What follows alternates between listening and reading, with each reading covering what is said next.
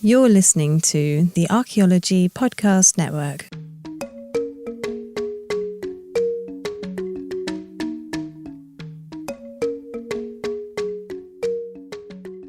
Welcome to episode 47 of a Life in Ruins podcast, where we investigate the careers of those living life in ruins. I'm your host, Carlton Gover, and as always, I am joined by my co-host, David Ian Howe and Connor Johnen. In this edition of Our Ruined Lives, we are pleased to have Erina Baci return to the podcast. Erina first appeared way back on episode 7, which was in October of 2019. Erina, it is a pleasure to have you back on the podcast. How are you doing this evening? Thanks for having me back. I'm doing all right. Just, living that stay-at-home academic life, virtual learning like everyone else. It's a hoot. It's been a year. Yep. A year and almost, it seems like a year since January already. So I'd agree with that. Yeah. Yeah. You doing okay? Yeah. I'm doing as well as I can. I think being an academic, especially at a institution like where I'm at in Michigan, I think that comes with a lot of privilege. I have the chance to stay at home, to teach virtually, to learn virtually. So I'm making as much progress as I can towards my degree. So I think, I'm in a very good position relatively. Good. And since we last had you on, were you just starting your PhD program or were you finishing up your master's? No, so I was new. I had just started my PhD then. So now I'm in my third year. I'm making progress towards candidacy. It's a long, long process, especially where at my program, we have a lot of prerequisites that we need to kind of check off over the years. So I'm finishing up classes, trying to get my pre-doc paper done, working on my proposal, hopefully trying to advance the candidacy soon. I'm right there with you. I think we started at the same time, and I'm right there working on my candidacy paperwork. And it's a slog. Feels like Omaha Beach in 1944, trying to get this thing done. It's definitely been a process, but that's kind of relating to that. What is your candidacy defense like in terms of, are you writing a long paper, a couple short questions and multiple papers, or are they going to lock you in a room for 48 hours with a computer not hooked up to the internet and just have you free type something? Oh, no, that's a nightmare. That sounds terrible. It's nothing like that. But it's a long process. So the proposal is essentially you showing your committee that you have thought about the research that you want to do. So it involves doing a lot of background research. At Michigan, it usually involves having some data collected, which I don't have yet because I didn't get to go out into the field last year. It's usually a data-driven kind of presentation where you make an argument for the questions that you want to answer. Usually involves grounding your question in a theoretical paradigm. Many people present a model that they're going to try to use to test their hypotheses. So it's, in a way, it's kind of like, it's a research proposal in a way. And then once you're approved, you do have to pass an oral defense. It's kind of a closed door. You just talk to your committee. They make sure that, you've really thought about what you want to do. And once you're approved, you're good to go. Hopefully you have some funding and you go out into the field, you collect your data, you go out for a few seasons and you come back and defend. That's the plan. Yeah, exactly. That's exciting. And so for those who aren't familiar with this process, the candidacy part, which you are at, is after you do a bunch of prerequisites and, obviously get into the school. So it goes like prereqs, candidacy, and then you're actually a PhD candidate. And then that last bit is just you're researching. Is that kind of in general how it goes? Yeah, and writing lots of grants and hoping you get that funding. Yeah, I think Carlton's been spending a little time doing that. Well, how's the brain doing? I feel like grant writing turns your brain to mush. Yeah, I had a couple of that, and yes, between my first draft of my proposal and 3 or 4 scholarships and grants I had to apply for, and working on another paper, 2 other papers. It's been a lot, and I'm taking this week. This is my chill week. I've been reading personal books, and I'm just giving myself a break before I'm continuing on. Well, that sounds healthy. That's important. Healthy boundaries. A lot of M&Ms and personal books. M&Ms. Dude, it's the time. My favorite are I'm so sorry, I'm totally derailing this, but the Easter M&Ms with all the pastel colors, I don't know why they taste differently, but they're my favorite. but Makes sense. We all got something like that. Definitely. I support whatever you got to do. So recently, a follower of mine, it sounds so weird to say that, but someone who enjoys my Instagram messaged me and asked, can you give me some advice on a PhD program, or what is that like? Because they had nothing, or didn't know exactly what goes on. Mm-hmm. And in my master's, I guess I'll frame it this way. You go in and you formulate a thesis topic while you're doing your core classes, and then you have some kind of exam, and then you're ready to write your thesis, and then you check with your advisor and you defend. And then you have some like papers you have to sign and with the dean and things like that.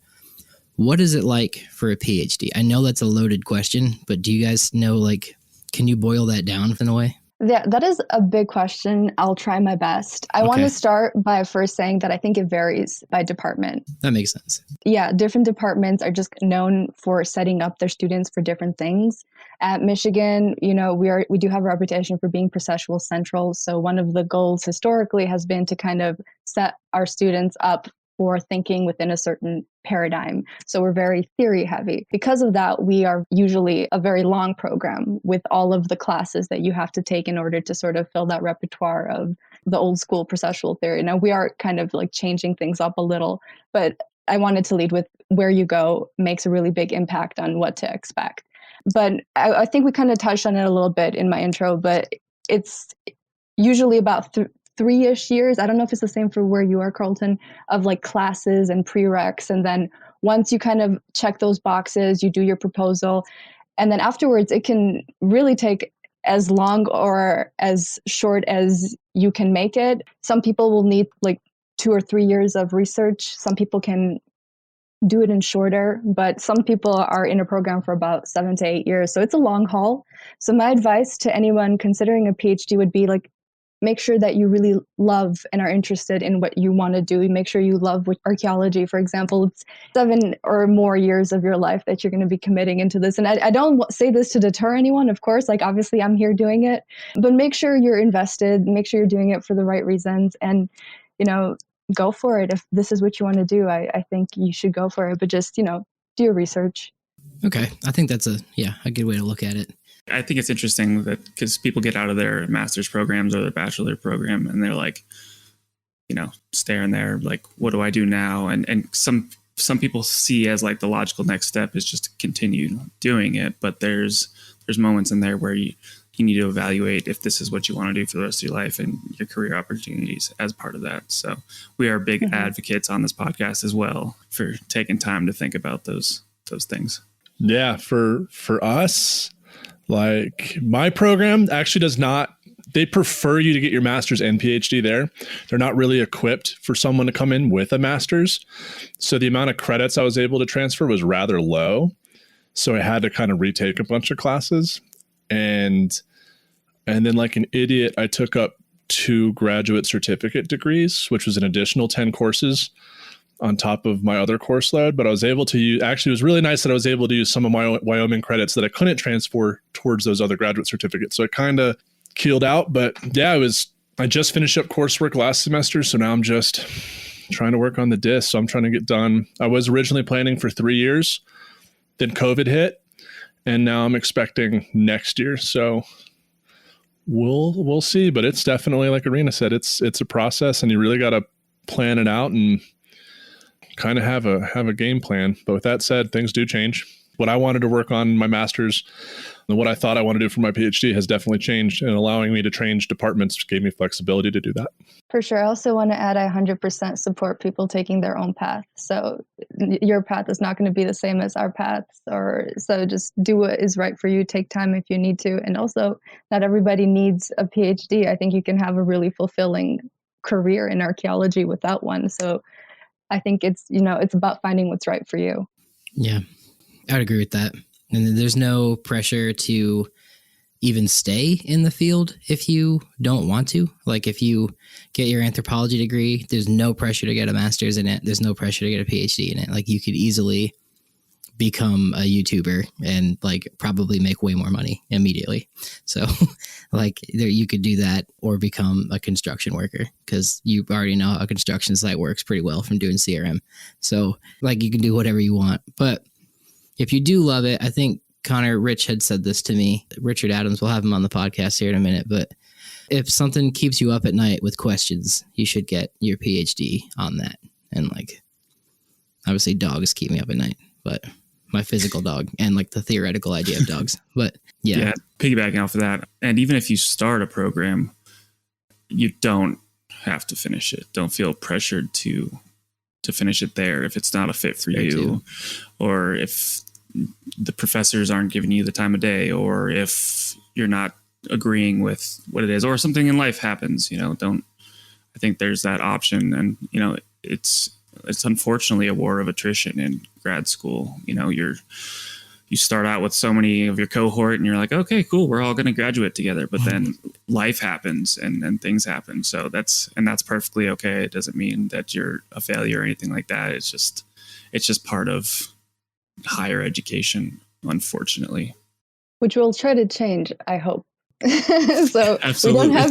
we don't have to accept that. But I do agree. I think it's really important for people to do what is right for them on their timeline. If your interests change, so be it. Yeah, absolutely. What I was going to say there a minute ago is like on the subject of hopefully that will change. Like you guys going, like seeing my friends that are at Wyoming and other schools, like their posts and like calling me to be like, hey, can we talk? And I'm like, yeah.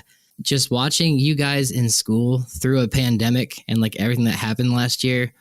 And like a lot of my friends that had field research and like overseas, like obviously can't go, like we're not allowed to leave the country. So like, yeah, it's like you guys will be looked at as the generation of like anthropologists that just got beamed by life. Like it's just like, hopefully they'll go easy on you in the job market, but like hopefully a lot of people retire after this too, because it's like a huge blow to like everyone in America. But like, yeah, you guys are in it, so I respect the hell out of you guys for doing like what you're doing. It's tough when it wasn't a pandemic and I was in a master's. So yeah, congrats. Yeah, we're trying. So I guess how do you guys keep sane as part of this? You just keep working and hope that you'll get research money and things will open up. Is that kind of the mindset that you guys are taking at this point? Well, I mean, I think it really varies. Like I can speak for myself. I think my approach has been just to take it a day at a time and just, count my blessings, count for my privilege, and just try to make the most of what I can. I haven't been able to go overseas to do my research. That is a huge blow, but I understand we're living through a global pandemic and people are losing their families. So in the grand scheme of things, things pan out differently. So it's just about a balance of also trying to stay, mentally healthy. I'm GSIing, so I see my undergraduate students just really struggle with virtual learning. So it's hard. It's hard for everybody. So I think balance is key, taking it a day at a time and just, trying to think about, the privileges and the blessings that we do have. Carlton, you can answer this too, I guess, but in Erina, GSI, that's graduate student instruction. Yes, right? sir. Yeah. What is teaching like on this end? Because obviously people listening are probably doing remote learning, but on your guys' end, I've heard a lot of like my employees' kids complain like, oh my God, the teachers are really frustrating. But then I think about it, my friends are teachers and like, they're also frustrated. So like, and they're people too. They're also struggling with it. So like, I'm curious, like, what's your take on stuff? Oof, that's a big question. My take personally has been help the students as much as I can. Like deadlines are not a thing anymore. If a student emails me and they need an extension, I'm like, sure, you got it. Take the time you need. Send it to me when you can. And I think that's the approach a lot of people have taken, just this sort of more understanding that, yes, they're students, but they're also people.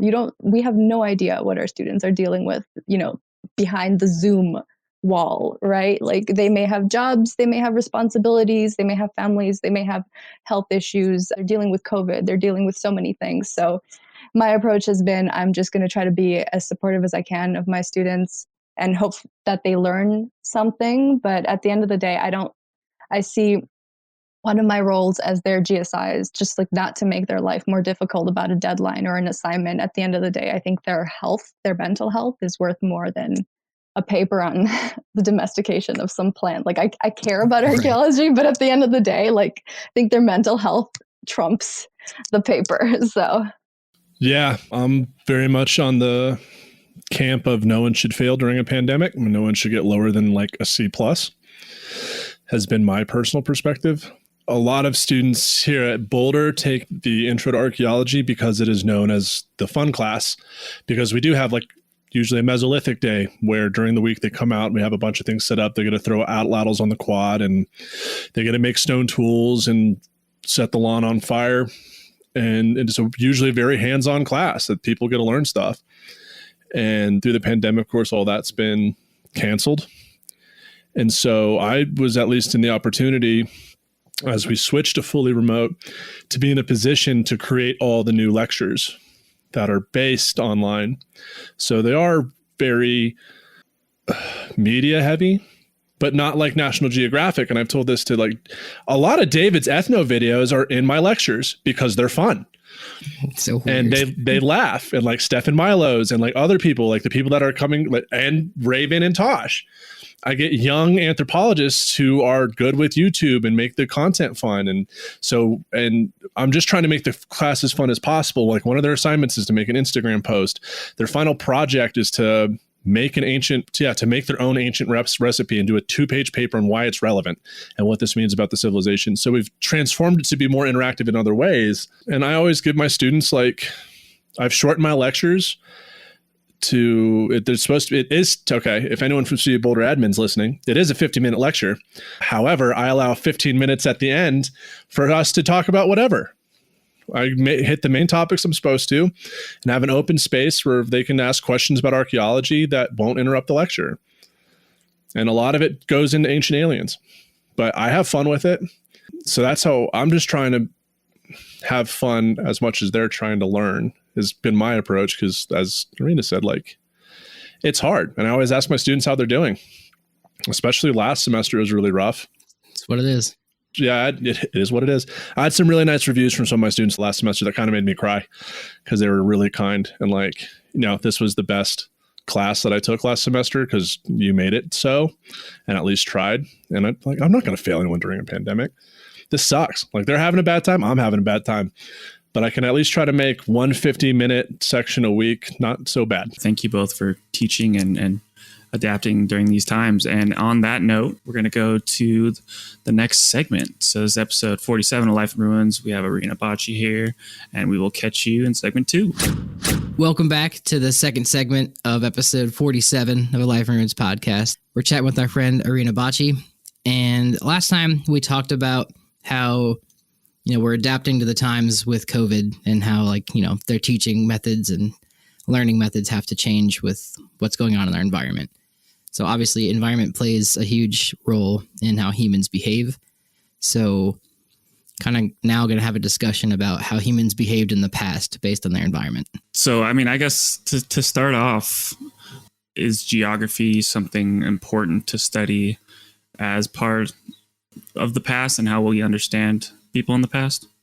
Oh, yes, 100%. So I link geography with environment. For me, those two things are intertwined.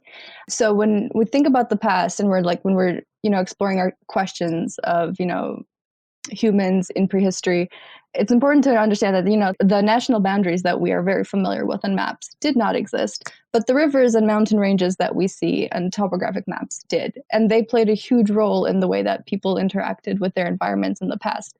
For example, how people may have been able to go through a mountain pass if it was accessible year-round, if it was not accessible during certain parts or during certain seasons, if a river was navigable, if people could use it to move between different areas. So I think environment and geography play a huge role. And I also think latitude plays a huge part. And for me, I also associate latitude with geography.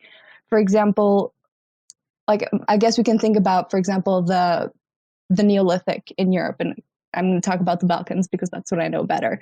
But when people think about, for example, the Neolithic coming into Europe, they often think that, you know, people are bringing these domesticated plants and animals and that everything is great and that these packages are just coming into the Balkans and, everything is fine. People are going to become farmers. But what I think people fail to realize is that these domesticates are, they're plants and animals, and that they require certain environments and they require certain moisture levels, and they're, not great for all different kinds of levels of, how cold an area might be. So having an understanding of the latitude helps understand why certain domesticates took hold in places like the Balkans when they did, and why certain ones didn't. For example, on the Adriatic coast, which where Albania falls on, and certain parts of the Neolithic, you have like an influx of caprines, like goats and sheep. And people may be wondering, okay, why are goats and sheep more preferred than cows, for example, which are more plentiful in the Central Balkans? And of course, there may be lots of reasons why that is. It could be as simple as people aren't screening as well in different parts of the world, but it could also be that goats and sheep just do better in a mountainous environment than cows do. So I think having an understanding of geography helps us kind of understand the big questions that we ask of the past, like the spreading of the Neolithic into Europe and the Balkans and the cultural processes that came with it. It's a long-winded answer of saying yes.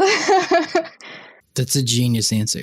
That's a really interesting answer about that, because you're right. It brings up like climate, and like not only climate, but like fluctuating temperatures, and then specific landscapes to that local area, not just that part of Europe. And then like animal behavior in a sense too. And like it's a lot of complex stuff you got to consider when you're looking at an area. I think it's interesting to think that, I think in general, people think that, like you were saying, that the Neolithic everyone just went everywhere and it spread universally in the same this rate. Wave of advance, yeah. Yeah, exactly. But it's insanely complicated, and that's because of all the things that you had mentioned, latitude, things like that. Yeah, it just seems like the Paleolithic was a much simpler time. Now, talking what Erina's talking about, not only do you have to worry about yourself and your family, but now you got to figure out what the animals are going to do. And now you have added responsibilities when before you could just hunt them down. Yeah. And if the wheat will grow and if it'll get killed by early frost, there's just too much going on. Exactly. Yeah. I think Ötzi was a goat herder, right? When he got frozen. Mm-hmm, And that was clearly a mountainous environment because he's in the Alps. So didn't bring cows up there with him. Cows are great, but I doubt they do as great in the mountains. Yeah. I mean, you'd be surprised. I've seen some cows in Kosovo and Albania up in the mountains, but it's rocky terrain, so it's hard. It's hard for me, so I can imagine. Yeah, absolutely. And there's like mountain bison out here in Wyoming and Colorado, so they live in these high altitude kind of areas. But surprising to me, I have a hard time walking there as well. And you mentioned like modern political boundaries don't necessarily translate in any way to the boundaries that were like back then. Whereas like obviously the Mississippi River is a pretty solid boundary in a lot of our states, but that's like a situational. In the past, like especially when we look at Paleo-Indian points in the Americas, we see a huge bias of them in the eastern United States. And then like depending on which state you're in, there's a lot more found in those areas. And that's because that state might have more research put into Paleo-Indian archaeology than others. And there's just a lot more universities out east than there are out west. So it definitely influences that. So, or even conversely, right? Because in the West, there's far more public land than in the East and in the central United States, right? Yeah. So even there's subdivisions of those political boundaries that affect sampling bias and our understanding. Because if you look at just like, David's got me on a rabbit hole. No, go for it. Like the Mexican-U.S. border, like trying to understand Southwest cultural change is hard because you have a wall, a big, strong, beautiful wall, in between Mexico and the United States, which doesn't, it kind of hampens the ability to walk across the imaginary line in the sense that we say those people stay there, our people stay here, to understand about prehistoric boundaries. Even in the United States, depending on what school you went to, will define what you call a certain cultural chronology. Because I think like if you're in Wyoming, there's one Paleo-Indian point you call one thing, but everyone else calls it another. And we see that all the time, or even state boundaries. It's very layered, but at a national level, like in the Balkans, is that how you pronounce it? I've always heard it as Balkans, like a bit sound. I say Balkans. I say Balkans too. I kind of just maybe I'm not saying it the way that most people say it. I blame my Albanianness. But I say go with whatever's comfy to you. I'll just do Balkans. That's different. But, the Balkan states are much smaller, and they've had a far more fraught relationship with each other, especially in the past three decades now, and going in 4 decades. So for someone that works for you, Erina, who works over there, how does that affect your research in that area and the understanding of other archaeologists working in the region? Yeah, that's a very big question, and I'll try my best to answer it succinctly.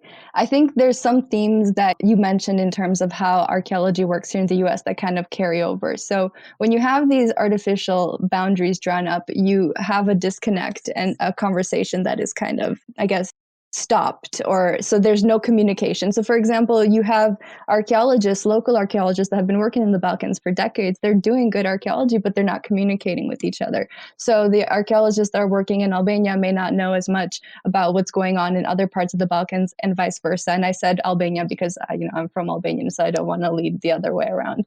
But that's the case for a lot of these nations in the Balkans. So just the other day, I was reading an article, and it was like looking at something like Neolithic sites in the Balkans, or it may have been something a little bit earlier. And I look at their map, and I always get really frustrated when I look at people's maps, because often there's no boundary for Kosovo, for example, or if there is, it's incorrect. But also, like, there's usually this gap where Albania and Kosovo are, as if there's nothing there. And I'm like, dude, you're a senior archaeologist. I know you know there's sites dating to this period in Albania and Kosovo, but you're not representing them. So it creates this kind of false narrative that there's not much going on in that part of the world. And I think that it's really inaccurate. And I don't mean to be like calling people out. I think it's sometimes a process of people just not being aware of each other's literature because it's in different languages. But when you are, publishing in English, and when you are writing these kind of overarching articles, I think you need to do the diligence to kind of look at the record of the countries you say you're representing to make sure that you're, representing them well, and that you're accounting for the archaeology that's there.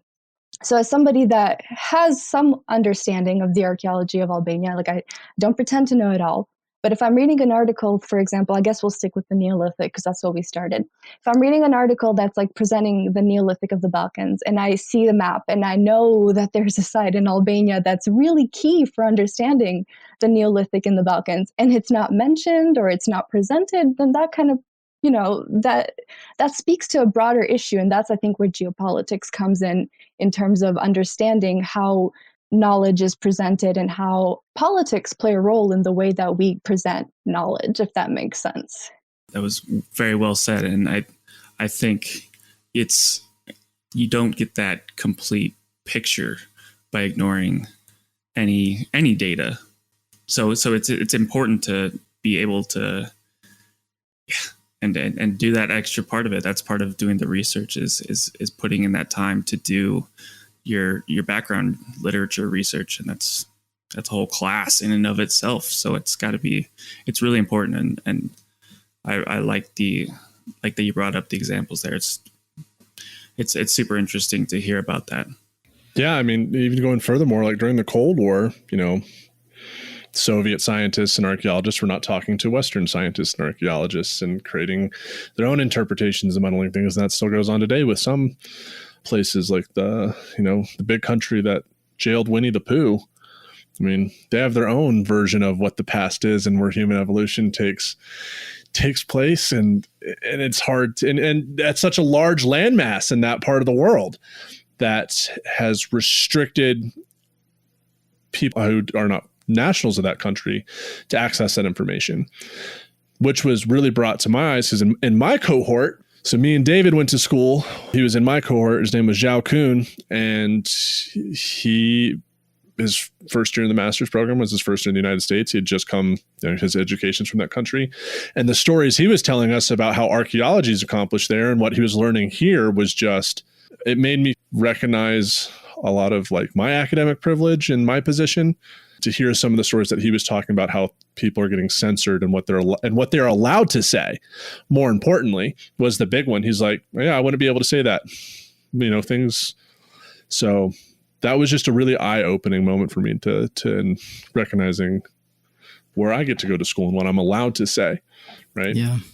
Yeah, that's a really great point. I want to acknowledge that I think maybe some of that is probably happening in the Balkans as well. So I don't want to seem like overly like I'm critiquing too much what's going on, because there's different layers of what's going on here. But I guess as somebody who is kind of trained from a Western perspective, kind of looking back and having some sort of understanding of the local archaeology, I do see these gaps and I ask myself why. Yeah. And I mean, Southeastern Europe and like Eastern Europe in general is kind of very foreign to like American audiences. We kind of only really worry about Western Europe in like the news and things. So it's like, or the news only makes us worry about that. So yeah, it's neat that like you take note of these things, because I would have no idea. And especially like, I guess it's tough because post-Soviet Eastern Europe is a mess. And like, how do you, like all the states are just like shifting, and it's, how do you write the history books like really quickly to change how stuff works? But I imagine then the archaeology is just wacky over there because of that too. Well, yeah, and it's like, and it can be, archaeology and understanding the past can be tied to social identity and how you perceive yourself and how you perceive yourself being on a landscape for a certain amount of time. So it becomes like a weapon or something that can be changed to help further your cause or help connect you to your landmass. So it becomes this, archaeology doesn't exist just in an academic sort of sense. It's really exists in this world of social identity and how we perceive ourselves as well. Yeah, and that's a really great point, Connor. And that's something that I think about a lot, especially working where I do, because not only is archaeology used to kind of cement a claim to an area, but it's also used to sort of deny other people a claim to the area. So like, especially where I work in Albania and Kosovo, because Kosovo, for example, is an area that is disputed. So there's lots of ethnic tensions there, and people often use the archaeology to make an argument one way or another that, oh, Kosovo should be independent, or no, Kosovo should not be independent. And they make references to the archaeological and the cultural material there to try to support both sides of the claim. So it's almost like it's going back towards a culture history type thing in parts of Europe. Well, not going back. I think in some parts it never went past. Fair, yeah. I mean, yeah, I think in Albania, culture history has reigned supreme for a long time, and it's changing now after the fall of communism and the kind of influx of Western thought. It is changing. We finally, started doing radiocarbon dates and incorporating kind of different sorts of theories. So things are changing, and that's really exciting. But for the most part, in Kosovo and in Albania, culture history kind of reigned for a very long time. On that note, we wanted to talk about the new Memorandum of Understanding with Albania, but we're getting towards the end of the segment. So we will talk about that in the beginning of the next segment. And we are here chatting with Erina Baci, episode 47 of Life from a Podcast. We will catch you in the third segment. Welcome back to episode 47 of Life in Ruins podcast. We're here in segment 3 still with Erina Baci. She has not decided to flee the podcast. So at the end of the last segment, Connor mentioned that, and Erina also pointed out that there is an MOU, which is a mutual...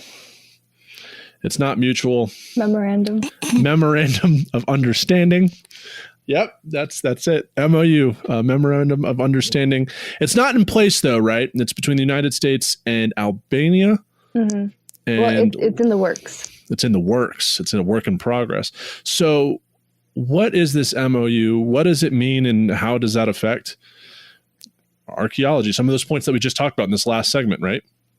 Yeah, so this is super exciting. So the Republic of Albania has submitted a request to the United States to enter in a memorandum of understanding in regards to cultural resources in Albania, specifically to curb the looting of archaeological sites and the exportation of illegal artifacts out of Albania and into other parts of the world, like the US, for example. So this is really exciting for a lot of reasons, and I think it fits into the conversation we've been having today in regards to just the influence of geopolitics and archaeology and the interplay, because this MOU is a political agreement, but it involves, cultural heritage. And I think it highlights a lot of really interesting things like the power dynamics at play. So for example, in Albania, we know, like local archaeologists know that looting is a problem. We know that artifacts are being illegally dug up and exported for illegal trade. But entering into an agreement with a country like the United States helps us make some progress towards curbing this. And like I said, this kind of highlights the power dynamic of a country like Albania that has these cultural resources, that has this problem, but needs an agreement with another country to sort of try to tackle this in a way on the global sphere, because on its own internationally, there's a little agency that Albania has when it comes to curbing the illegal artifact trade. So I think it's super interesting, and it just speaks to a lot of things as well, like cultural heritage management and international relations. Like, for example, how UNESCO sites get awarded. Albania currently has 3 sites, for example, and it's really interesting when you look at what these sites are. 2 of them are cities, so Berat and Gjirokastër, and they are known for like their more recent historical architecture. They're often cited as having really important Byzantine or Ottoman buildings, and the more prehistoric older stuff is also cited, but the importance is placed on this kind of newer stuff that ties this site to other parts of the Balkans or other parts of the world. And the same is for one of our other UNESCO world sites, Butrint, which is a colony in the south. And people love Butrint. Everybody talks about it because, it was made a colony under Augustus and Caesar was there. So it's all cool and it's flashy. But what's interesting is that there's a bunch of other sites that have been put forth by Albania to get this UNESCO status, sites that don't necessarily have the same international ties.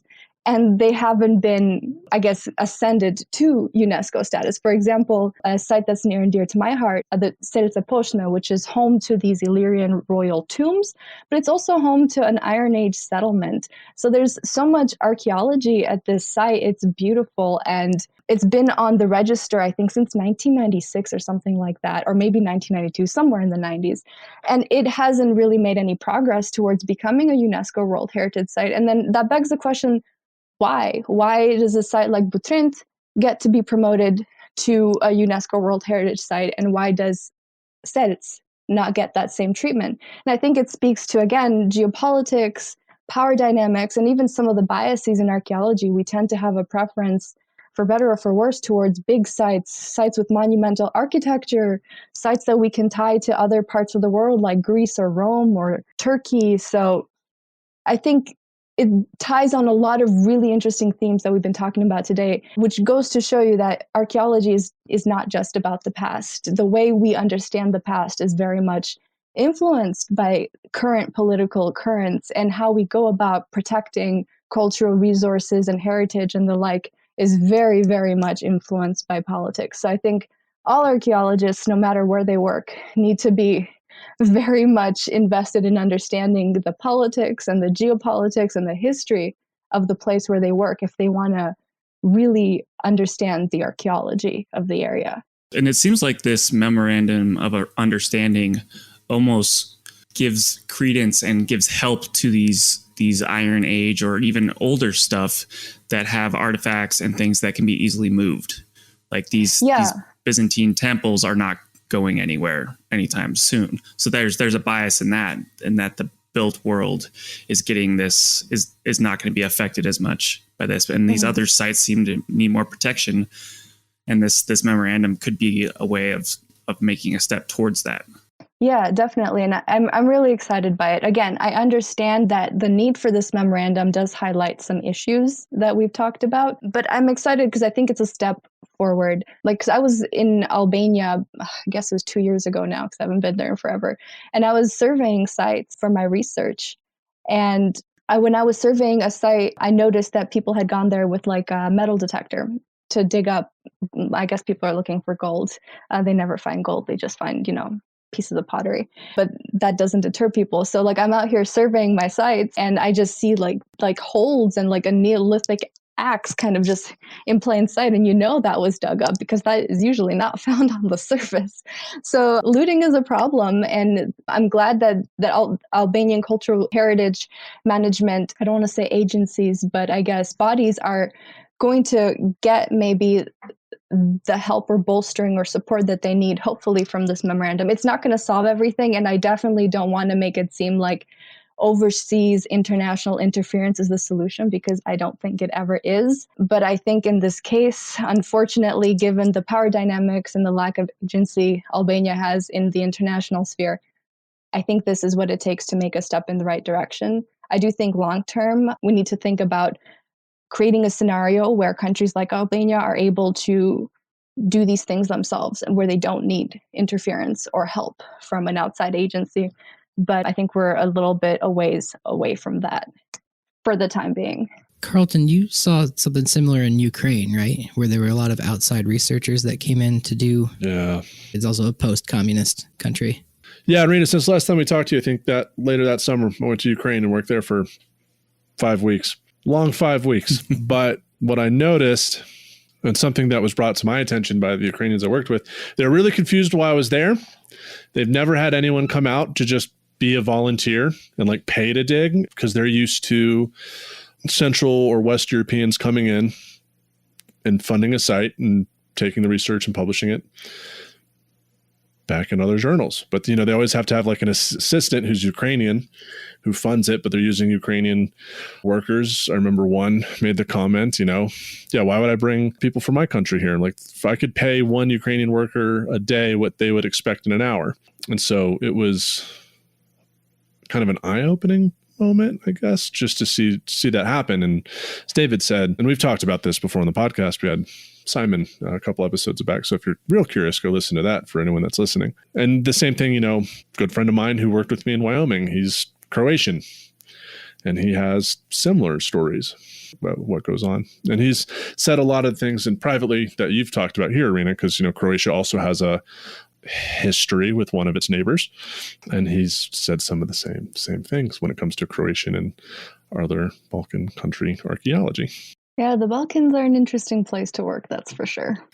Do you feel like your archaeology work and like what your research is going to do can help with like the understanding of that area and like the political sphere of that area in a way? Well, I certainly hope so. I don't pretend to be the solution Sure, to Balkan archaeology. I think there are many great minds and people that know a lot more than I do. But I hope to play my role, my little part in like trying to illuminate some of the issues in Balkan archaeology. Really, I think one of the things that I think is my job is just to be as good of an archaeologist as I can be, to be critical about my positionality, to be critical about the fact that, yes, I am Albanian, but I'm trained in the West, so I shouldn't approach going back home with a colonial mindset that I'm coming from the West, therefore I know better. You know what I mean? There's a lot of things to be considered. So I do hope to play my part in trying to make archaeology in Albania a little better, to kind of help move us forward, past the time of culture history and towards this more kind of collaborative archaeology, which is the trend, I hope and I think. Yeah.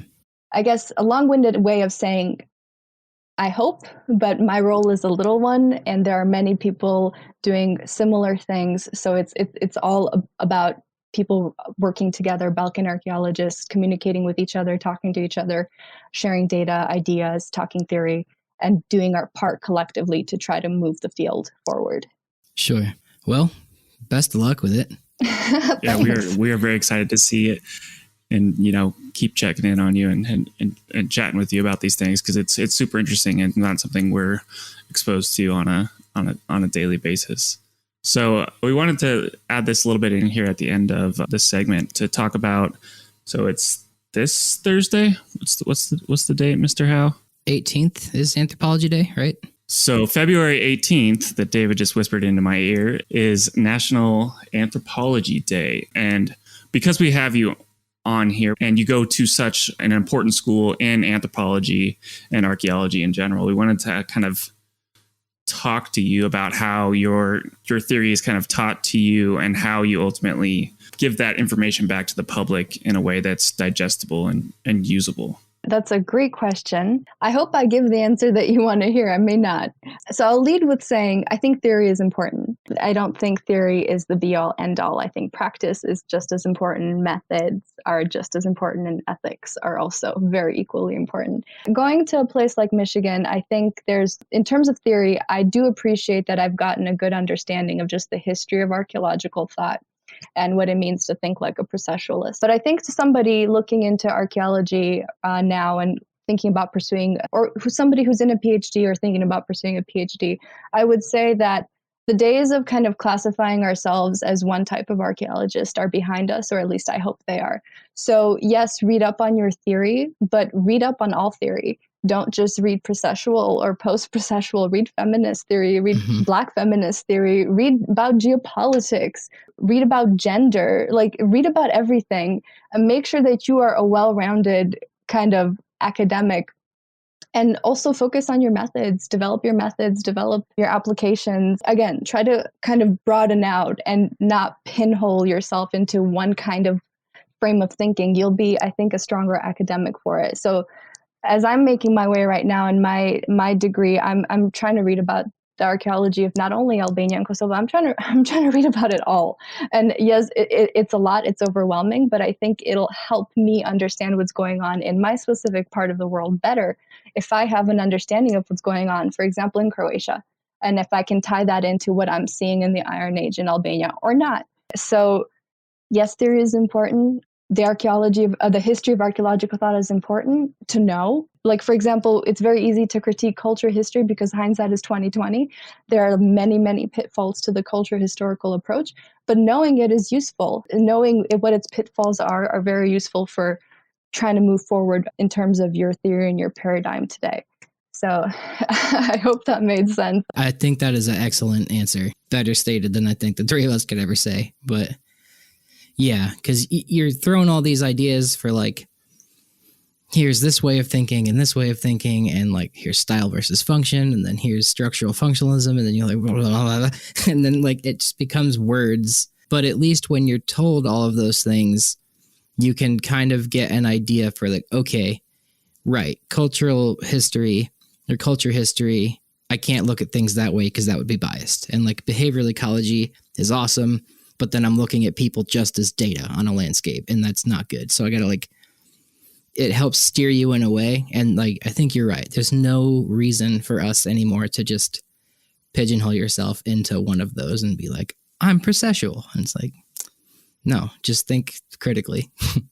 I got a hot take. Yeah. This is something that because I had this conversation with my advisor, Dr. Bamforth, and he's from the same like he went to Gatecliff with Bob. So same generation, they're the same age. And something Doug told me is like, theory has definitely changed over the years. And now instead of it being, it's just more like a toolkit. All the theories are kind of like a set of tools, and you get the right one for the job. I just had to retake theory as part of the CU Boulder thing, as they made me retake theory. And I was far more engaged last semester than I was the first semester of my master's at Wyoming. And I felt more comfortable talking about it because not only did I have, a theory class behind me, but at that point I'd read so much in the literature, it was much easier for me to engage with theory and enjoy theory than it was the first time I took it. Cause I was, it's just daunting. Yeah. Daunting. You're a freckled baby deer in the woods who doesn't know anything, and you're just scared. But I found it was I looked forward to it, even though it went on, it was supposed to be 3 hours, but it would often go to 5 hours. But after 3, we were allowed to drink wine. So that might've helped, but I fell in love with it. And I'm actually working on a theory paper now, which actually talks about cultural history and its applications to today and how it works very well with indigenous archaeology, how you can take culture history and actually intertwine the two because they kind of build off each other and add some and replace some of those pitfalls with other parts of theory to combine them to be like, this isn't for what it was trying to do, it was a bad approach, but you can take some of the methods culture history does to better understand the archaeological record. I don't know. Now I'm going on a rant. It's who wields it. Yeah. Yeah, exactly. No, I 100% agree. Yeah, I love the melding of things, and it's because it's not just they're not just categories; they're in flux, and they can work together. And yeah, and on that, thank you so much for chatting with us, Erina. Thank you so much for coming on. My pleasure. Thanks for having me. I'm always happy to talk about maps, Albania, and Kosovo, and all of the above. Absolutely. Yeah. And I appreciate you always helping with those posts too. It's like, I always explain you as big brain because like you just understand. I can be like, hey, can you explain this to me? And then you can just explain it to me better than 2 years of grad school taught me. So it's like, well, cool. The secret is I Google my prelim notes. I like Control F my prelim notes, and that's how I get you an answer. If it works, it works. There you go. So before we end the show, Erina, what are a couple like sources, like 1 to 3 books, articles, videos that you would recommend to anyone interested in Albanian archaeology, history, anthropology? This is what we're going to call the Caleb Welch section, because that kid is hungry for literature. So you got anything at the top of your head that our listeners can check out for themselves? Let me think. So in terms of Archaeology of Kosovo, there's a PDF available online for free. It's called Archaeological Guide of Kosovo. I recommend that to everybody that knows nothing about Kosovo and wants to know something. It's in English and it's free. It's by Milot Berisha. He's an archaeologist, a local archaeologist in Kosovo, so it's great. In terms of Albania, I think I have already mentioned the Illyrians by John Wilks. It's an oldie. It's like from 1992, but I still kind of refer to that every now and then.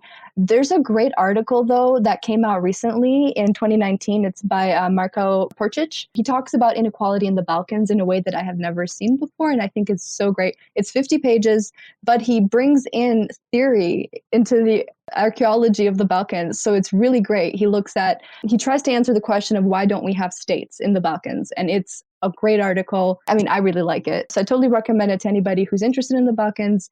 This is a great injection of theory, in my opinion. In terms of archaeology in general and ethics, Hauser et al. 2018, there's an article called Archaeology is Bearing Witness, and I think it's a really great piece. It has multiple perspectives from many different archaeologists who are working in the field right now, talking about what the role of archaeology is. So what is our job as archaeologists? So I totally recommend that to everyone and everybody. So I think that was 3 or 4. Yeah, that's perfect. Where can our listeners find you on social media? Mostly Instagram. I post lots of rambling stories on Instagram about maps and geopolitics. So if you want my takes, you can find me on The Albanian Archaeologist on Instagram. Erina is a prolific Instagram story person. There's a lot of stories. Yeah. It's great. I always learn something, though. I'm like, oh, that's cool. Mm-hmm. Or I find cool accounts that I can then follow. Yeah. Excellent. Well, everyone, we just interviewed Erina Baci, PhD student in anthropology at the University of Michigan, soon to be PhD candidate, fingers crossed. You can find Erina on Instagram by following her at The Albanian Archaeologist. Please be sure to rate the podcast, provide us with feedback on whichever podcasting platform you choose to listen to our show. And when I say please rate our podcast, I mean please rate our podcast. Thank you. Bye.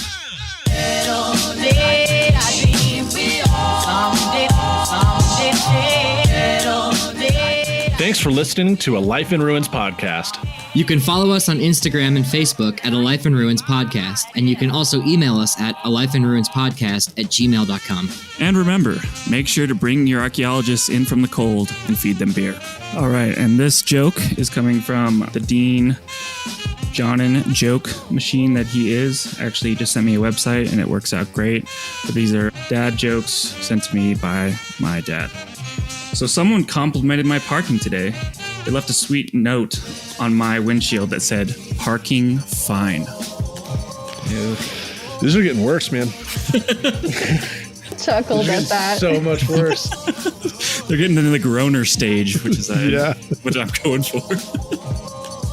We're there. All right, everyone, we are out.